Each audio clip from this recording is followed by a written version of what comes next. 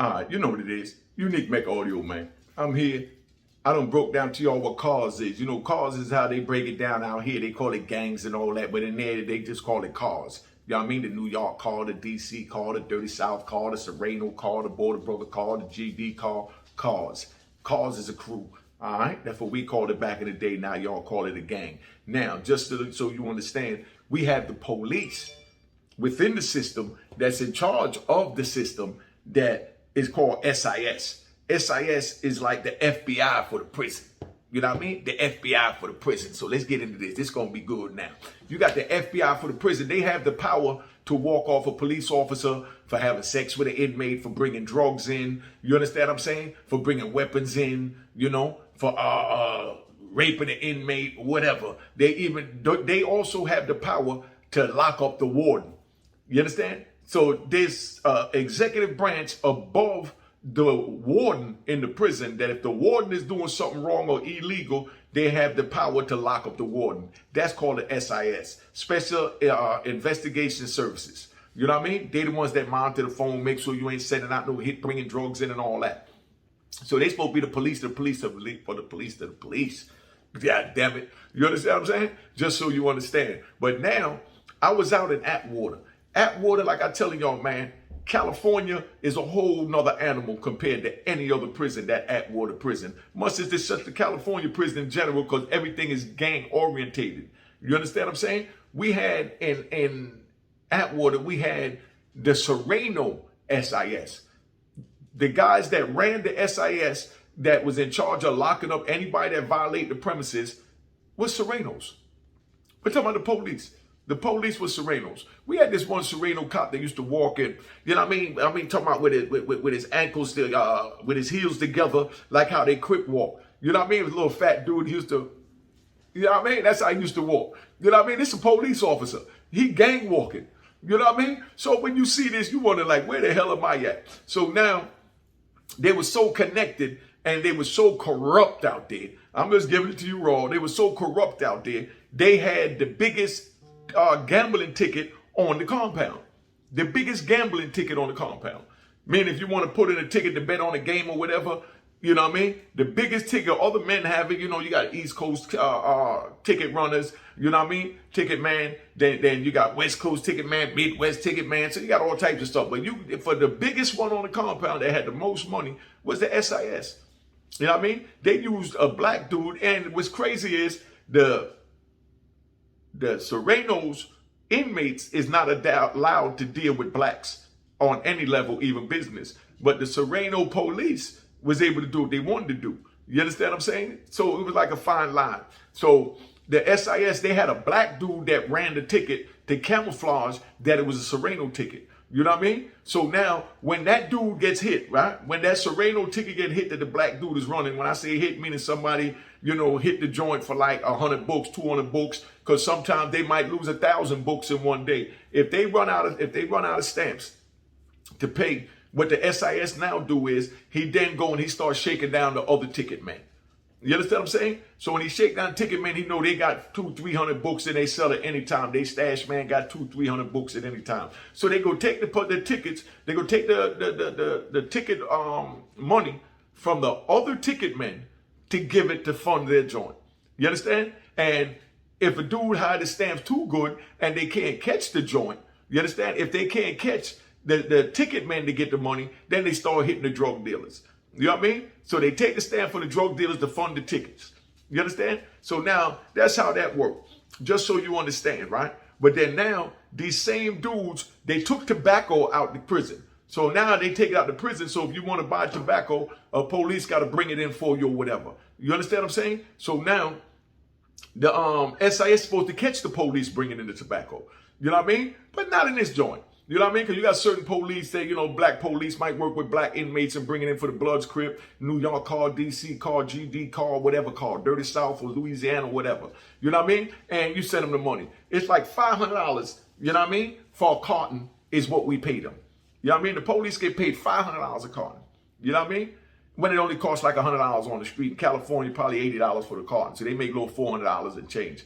You know what I mean? Profit off of each carton. So you send them $5 grand, they bring you 10 cartons. They don't bring them all at once. You understand what I'm saying? I'm not going to get into how they bring it in because, like I said, my channel, I'm just trying to give them information to prevent the youth from going down the path that I went down from my choices by letting them know the real of what I experienced. You understand what I'm saying? So could you imagine you doing your thing, you making your money, and even if you don't hustle, the police come shake you down and you got 50 books in your joint because you just hit a ticket for 50 books. That same ticket man you hit for the 50 books, you know what I mean? He might drop a note and tell the SIS, go get that. I just gave him 50 books and him 100 books, him 100 books, and I need books. You understand? Now, what are the benefits for it? You say for the Sereno, I mean for the police, the benefits is they get paid in stamps. You know what I mean? They get paid in stamps. These flat books, I'm gonna break that down. And you know, that's for the tickets and stuff like that. But when you talk about sending out $5,000 and all that, you usually do that street to street. You have your family member send a cop $5,000 and he bring you in, and you know what I mean, a couple of cartons, you know, a week, or some of them bring in a whole 10 cartons. Because they wasn't searching, they wasn't doing none of that. You know what I mean? Now they are, because cop got caught out there. Of course, it was a black cop because one of the somebody told on him. You know what I mean? We don't know who told on him, but they done told on him, busted the black cop for bringing it in. So now you do that. You understand? So now what they do is the mail comes in a big ass mail bag like this. You know what I mean? Big mail bag. And that's what the mail come in for each unit. You understand? So now you'd be at Mainline. You know, Mainline is the kitchen at lunchtime. You know what I mean? Mainline is the kitchen. And they call it Mainline because that's when you got your AW, your warden, your unit manager, unit team, you know what I mean? The maintenance man, and everybody's up there. So if you got any complaints, you can see them directly to speak to them during lunchtime at what they call Mainline. You understand? So now Mainline is when everybody go. So what SIS police do now is, you know what I mean? They make sure on Thursdays, you know what I mean? On Thursdays is when they sear the chicken. That's chicken day. That's when they have fried chicken or baked chicken.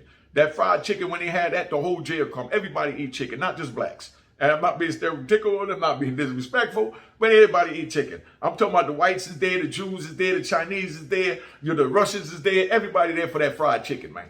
You know what I mean? Fresh out the grill. So that's a big day Thursdays. So on Thursdays, the SIS, they'll come up there, they'll walk around there, you know what I mean? They'll whisper in your ear, yo, we're going to have tobacco outside later on. We're going to have tobacco outside, you know, after the 4 o'clock count. They say after 4 o'clock count because all the staff is gone and they running the jail. So after 4 o'clock, they come out with that big ass mail bag filled with pouches of tobacco. I didn't know where to find none, but I'm going to get one to show to y'all eventually. A pouch costs $1 on the street. You know what I mean? In there, they go for $300 for a pouch of tobacco because you take a little pinch like this and sell it for $10. So with a pouch of tobacco this big and you get $10 for each one of these, you make a nice little piece of money to feed your family outside and take care of your bills and your habits if you got those too.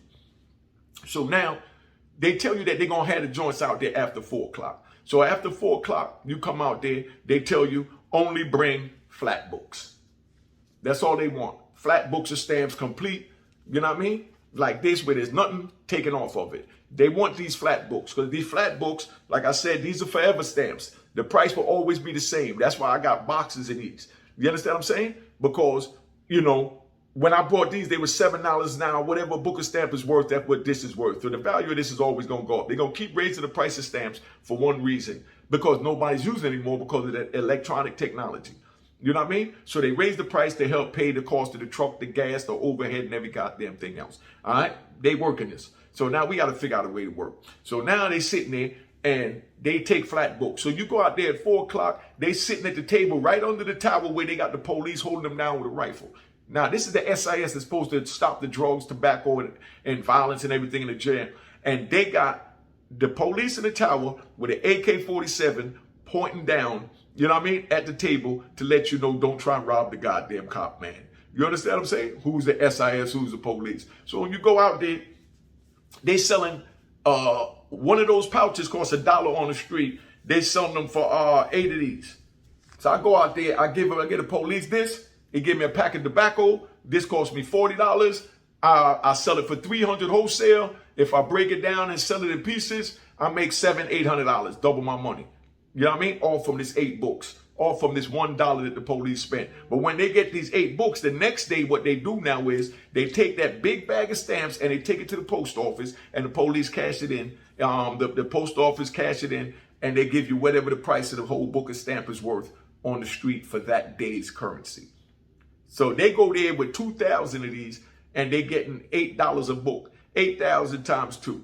You understand what I'm saying?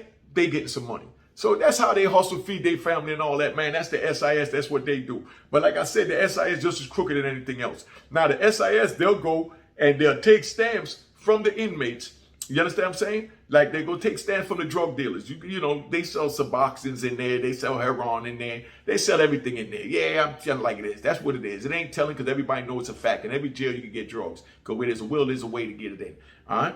So now they come out there and you done sold $2,000 worth of drugs and you got your money in stamps and now you're looking for somebody to sell these stamps to so you get that money converted to the street to send it out to your family. To pay your bills, you know, help with your kids, whatever you need to do, legal fees. I know dudes that bought houses with stamps like this for their girl. You understand? So now they come and they take the stamps, they do what they got to do, and they take it out there and cash it in. But now the SIS is so cruddy. What they do is a dude would go to the SI and say, look, man, I'm messed up. I owe some money. If not, they're going to stab me up. I need some stamps. SIS tell them something like, all right, well, you tell me where there is some stamps. And if it checks out, I'm going to break you off. So, you know what I mean? So the SIS is a stick-up kid. Let's not get that confused. The SIS is a stick-up kid. SIS say, yo, tell me where it's at. They'd be like, oh, man, Unique just hit the ticket for 500 books. So now they run, go grab that little 500 books, and they might give the dude 100 books or 50 books or whatever.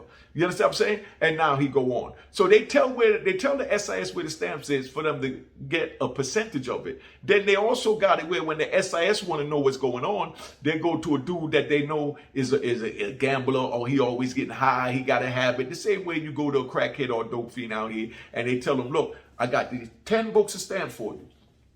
I want to know what the blacks are planning.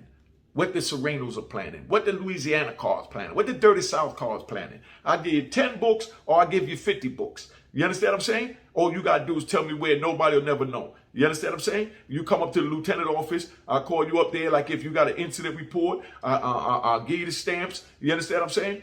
And so on and so on. So we watch the window so you go to the lieutenant office. Now so you understand, so you know how this is played. When you're in the prison, you don't go nowhere near the police without bringing a homeboy with you no matter who you are. Even though they know you're not a rat. Like, you know, I just, hooked up my man Antone White. You know what I mean? I was with my man Lou Sims. I was with Farris. You understand what I'm saying? Meaning, it don't matter what name you got. Unique. What name you got. When you go in front of that police, you can't go to that police by yourself. You got to have somebody else with you. So if a dude say, I saw you talking to the police up at the lieutenant office, saw you talk to the police in the ball field, somebody got to be able to say, no, I was there. I heard what he said. You understand what I'm saying? Because if you by yourself and you talking to them, now it's going to be a bone on you that you working with the SIS to get these little funky ass stamps to be penitentiary rich.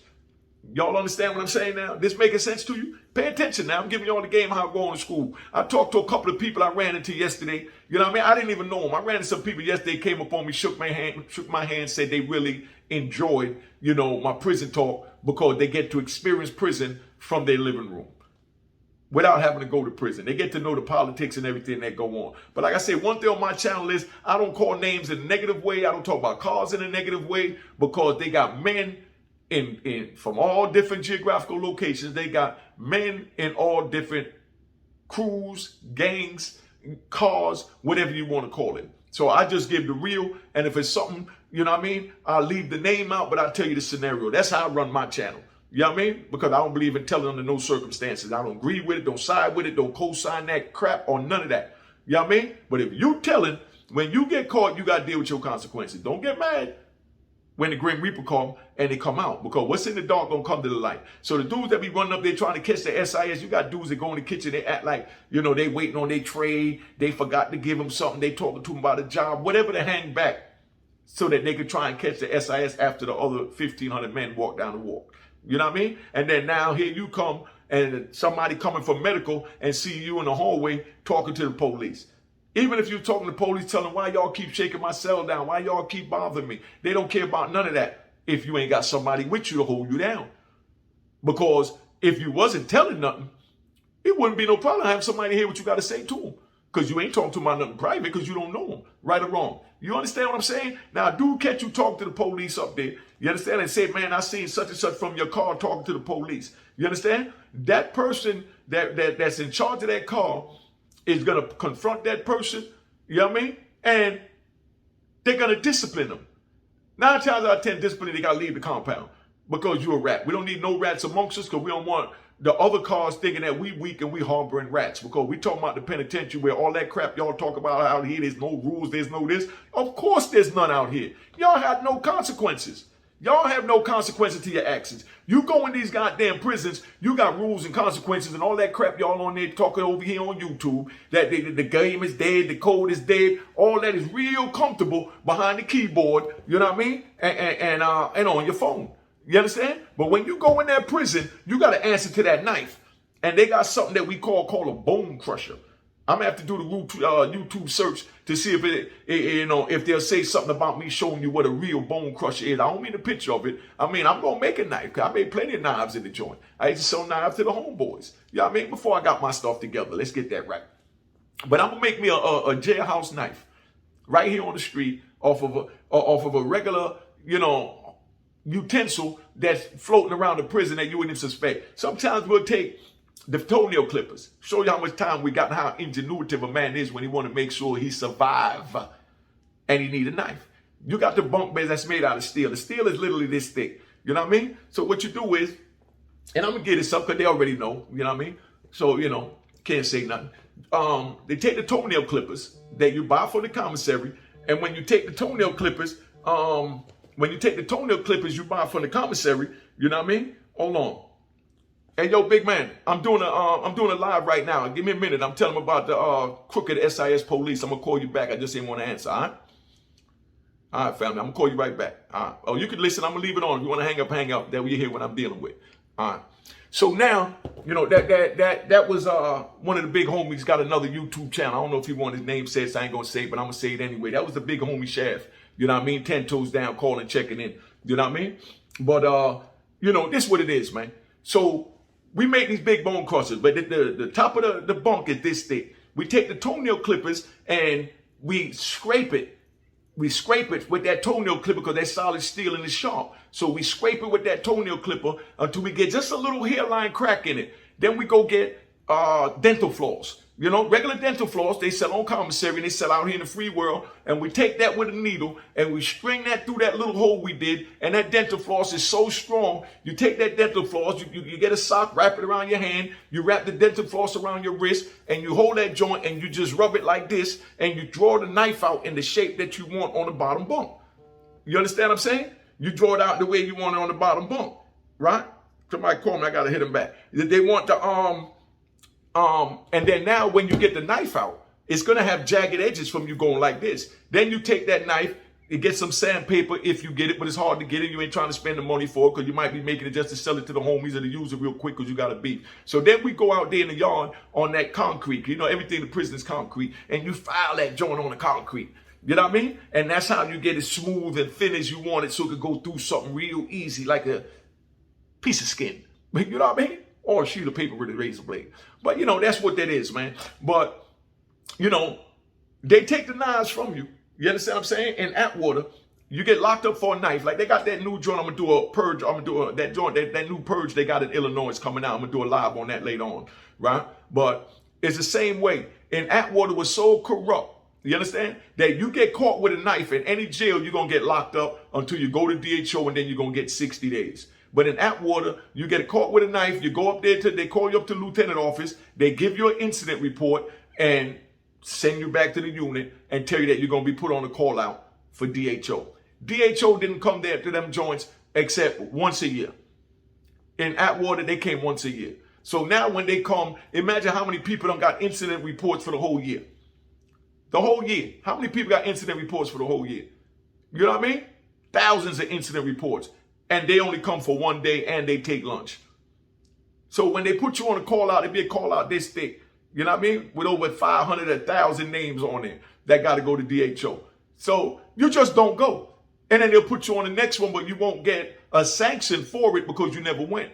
And if you don't go, they don't sanction you for not going. So it's like, you get caught with a knife, nothing happened. You understand what I'm saying? Like I'm going to tell you about the gunners. Gunners is what you call the people that masturbate at the female COs. You understand what I'm saying? I'm going to give you a whole video on that. But even the gunners, they masturbate at the COs and they get an incident report. And it's a 300 series, a minor series.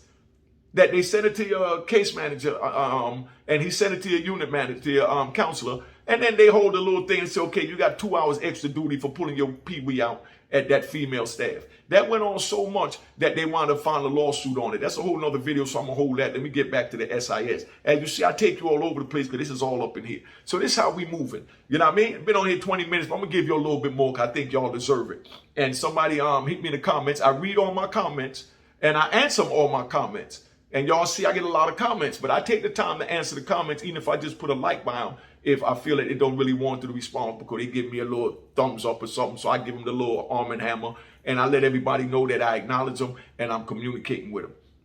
But now, that's where that go down. So I respond to all my comments. Somebody put in the comments, said, man, Unique, make them longer, make your videos longer than 10 minutes because I listen to it like an audio book when I'm driving or I listen to it while I'm at work, while I'm working. So I would like it a little longer than 10 minutes. So that's why I doubled it up right now and gave y'all 20 minutes. Now I'm going to give y'all a little more. So that's SIS. That's how crooked they are. Now, I got so much to tell you about Atwater because I was there 3 years consecutive and I've never seen nothing like it. One thing I seen that y'all might never see in life that I was blessed to see. Check this out. I'm in Atwater. They locked us down for 6 months. I'm going to give you another video on that in detail later. You know what I mean? So y'all tell me in the comments what videos y'all want from the different things that I touch and bounce. All right? This is touch and bounce. In New York, we call it stick and move. So I'm sticking and moving with the conversation because we just building right now. Which is collective minds coming together to get a better understanding of what each other saw that we don't want the next person to experience. That's why I'm telling the youth, don't get involved. That's what these stories are about, to let the youth know that it's not worth it to get involved. Okay. So now I saw they locked me in a cell for 6 months where all I could do is look out this window. They had this little window like this, and that's the only sign of daylight I had for 6 months. While I'm looking out this window, they wound up putting grass down. I'm going to tell you in another video, if y'all want to hit me in the comments, why this jail didn't have no grass. You know what I mean? But anyway, they wound up, and why they decided to put grass there. That's an interesting story. I'm going to tell it when I remember, but if y'all hit me up now, I'm going to put it. But I used to look out that window. You understand what I'm saying? And just look at the dirt where they put the seeds down. You understand? And they watered it. You know what I mean? And the sun is beating on it. And they got the hose going on it at night. And I'm sitting there and I actually could see the grass growing one blade at a time. I watched grass grow from the dirt one blade at a time for being locked up in that water. They had some miracle thing that they came there, they sprayed the whole joint with some green stuff, and by the next morning, the grass started spurting out. So you can literally sit there, and while you're looking, you'll see the grass popping up in front of your face. I don't know what technology got out there, but they got some instant grow grass, because we was in the desert, but they came with something that they sprayed it with, that the grass came up in 24 hours. And you could literally sit there all day and watch the grass get bigger. So you're looking at it, you know what I mean? Take your eyes away from it, and you look and you say, okay, well, the grass is this big, so it's up to that crack in the wall right there. So that's where it's at. So you sit there and you watch it, and you turn your head for a minute, you look back, and now the blade is this big. And you see it above the crack that you were looking at. But this is how much time I had on my hands, man. So I'm telling y'all, if y'all don't want to have to go through this crap, don't go do it, man. So you ain't got to do it. But I'm going to tap out right now because I want to get this video up to you.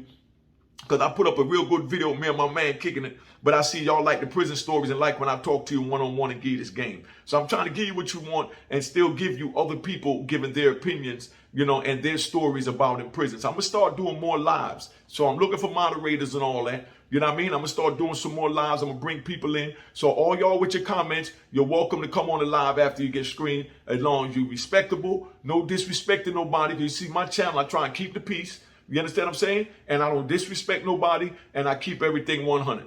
You know what I mean? So I'm getting ready to tap out. But, you know, my new saying, you know what I mean? Let's not forget, you know what I mean? I'm penitentiary rich, baby. I'm penitentiary rich with all these stamps. So remember to like, subscribe, and share. Like, subscribe, and share.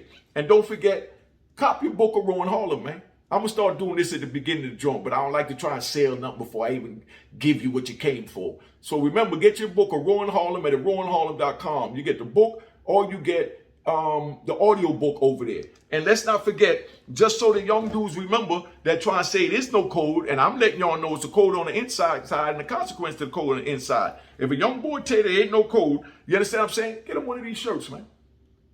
Get him one of these shirts. You know what I mean? You have the right to remain silent. Anything you say can and will be used against you, AKA in the hood, shut the F up. So like, subscribe, and share these videos, man. Because I know y'all know a lot of young people that need this. So don't say I didn't tell you. All right? So I'm getting ready to be out. I'm going to throw a little background behind this. I'm doing the editing and all that myself because I don't like to keep y'all waiting. So instead of me waiting on a cameraman and all that to do it, which I got great cameramen that help out when they can. You know what I mean? I want to get it to you rapidly. That's why I've been putting up the videos regular. Remember, I respond to all my comments, even on my Instagram at Unique Mecca Audio at Instagram, and Unique Mecca Audio Hall on Facebook, and Yui Mecca Audio on Facebook. I respond to all my comments. If y'all want to DM me, y'all want to talk sensible, I'm over there. I got the time. I entertain and respond to the lengthy comments as well. You know what I mean? But I'm not going to leave you hanging because I wouldn't want you to leave me hanging. So remember, like, subscribe, and share. You know what I mean? And cop the book, Aurora in Harlem. All right? At aurorainharlem.com. Don't say I didn't tell you. All right? So big shout out to all the cars, man. All right? We're in the house. Get his book out now. Cheers, cheers, toast the crime, toast the crime, the crime, the crime, the crime.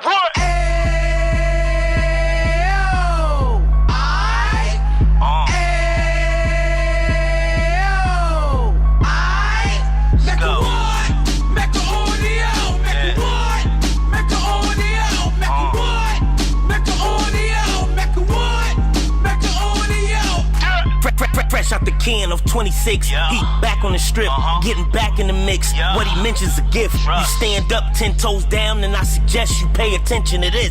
Real. Take a little gully posse and put it in Harlem. He cut from the bottom, came up from the bottom. Drop the book, you should go and get it. The Instagram page and the YouTube, you could go and visit. Yeah. Then you could consider yourself LinkedIn. Sit front row and get Jews from a kingpin. How he went through it, so you ain't gotta go do it. To not pay attention would be stupid. Talking about a man that probably put your grandfather on. Probably the reason that him and your grams got along. A man that generated millions on the block, did his time, never squilling to the cops, Mecca Audio.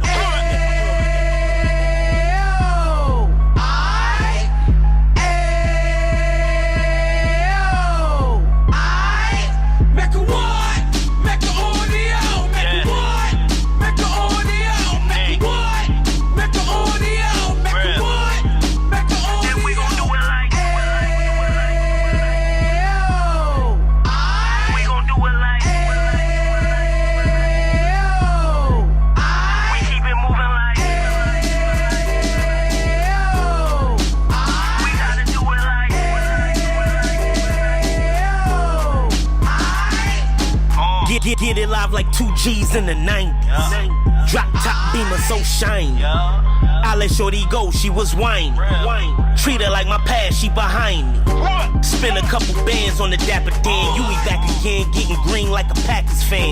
No cap, it's a raw in Uptown. Baby horn Uptown, Dominican bust downs. Now we on the positive, we got a lot to give. Now he trying to stop the kids from being inoperative. So take heed, homie, lend an ear. He started in Uptown, he gon' finish dead. But now it ain't about selling drugs, buying cars. It's about buying property to make the community ours. So we can give back to the youth them. Cause they the truth them. And bless up to all the road men.